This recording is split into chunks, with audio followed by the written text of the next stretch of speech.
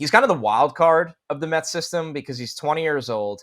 He's a really big kid, 6'3", 196 pounds. He's probably only going to gain more muscle being only 20 years old and having that kind of frame. I think what jumped out to me on Law's write-up is the fact that he said he's a plus runner with elite instincts in center field. And I think this is a Mets system that, yeah, they got Nimmo here for a really long time. But when you get down into the nitty-gritty, Nimmo, it would be great if Nimmo's your above average center fielder for, let's call it half of the deal, right?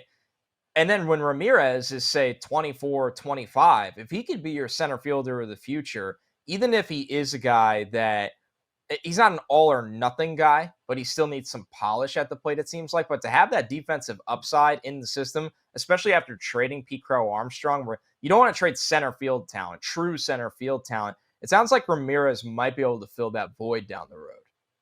He definitely can. And I said this when we were at the Queens Baseball Convention. I think this time next year, we're talking about Alex Ramirez as a top 25 prospect in the sport. I'm that confident in his skill set.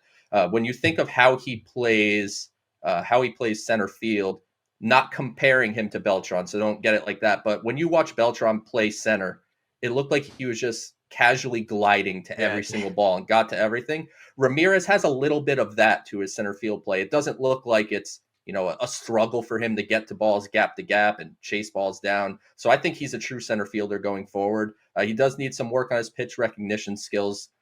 Not quite like Mauricio. Like, he's ahead of where Mauricio was at the same age. And, he could trim down the strikeout rate a little bit. He's got to work on his swing plane a little bit, something that Keith commented on, which is something I've also heard. Because as you get to the upper levels, that swing plane, if it gets a little flat, that kind of does sap a little of your power.